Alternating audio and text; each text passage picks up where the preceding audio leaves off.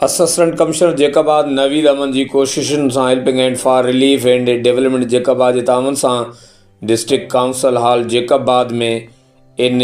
क़ाइंड gifts programme तहत ग़रीब बेपहुंच माण्हुनि में कपड़ा जूता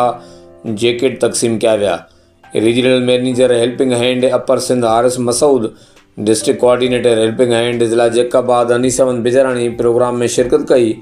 ऐं JD न्यूज़ सां ॻाल्हाईंदे ॿुधायो त helping hand for relief and development पूरे पाकिस्तान सां गॾोगॾु मुख़्तलिफ़ मुल्कनि में पंहिंजूं ख़िदमतूं सर अंजाम ॾेई रही आहे,